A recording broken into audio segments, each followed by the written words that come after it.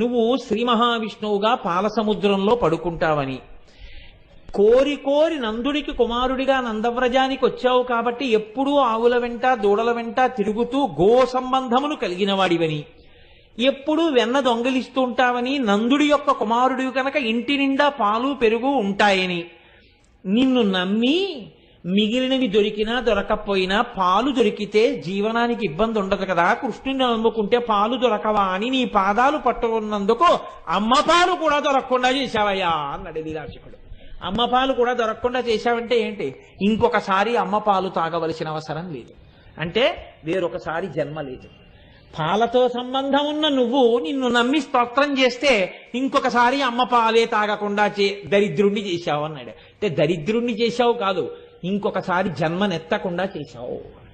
ఈ భావన ప్రచోదనం కావాలంటే అమ్మవారి అనుగ్రహం వశిన్యాది దేవతలకు వచ్చినట్టు, భాస్కరరాయల వారికి వచ్చినట్టు వస్తే ఏ తత్వంలోనైనా అలా దర్శనం చేశారు పెద్దలైన వారు. కాబట్టి చూడండి, ఇది శ్రీమాత. శంకర భగవత్పాదులు అంటారు సౌందర్యలహరిలో, గిరామాహుర్దేవీం ద్రుహిణ గృహిణీం అగమవిదో హరే పత్నీం పద్మాం హర సహచరీం అద్రితనయాం తురీయా కాపిత్వం దురధిగమని సీమ మహిమా మహామాయా విశ్వం భ్రమయసి పరబ్రహ్మ మహిషి. ఇదొక చమత్కారమైనటువంటి శ్లోకం. ఇందులో అమ్మవారిని తీసుకెళ్లి మహామాయా స్వరూపంగా సౌందర్యలహరిలో శంకరాచార్యుల వారు పరబ్రహ్మమునకు మహిషిగా చెప్పారు. రాజ్ఞిగా కాకుండా ఆయన భార్యగా చెప్పారు. ఇందులో అంటారు, గిరామాహుర్దేవీం ద్రుహిణ గృహిణీం ఆగమవిదో. ఆగమవిదో అమ్మ నేను చెప్పట్లేదమ్మా, వేదములను క్షుణ్ణంగా అర్థం చేసుకున్న వాళ్ళు చెప్తున్నారు. ఏమని?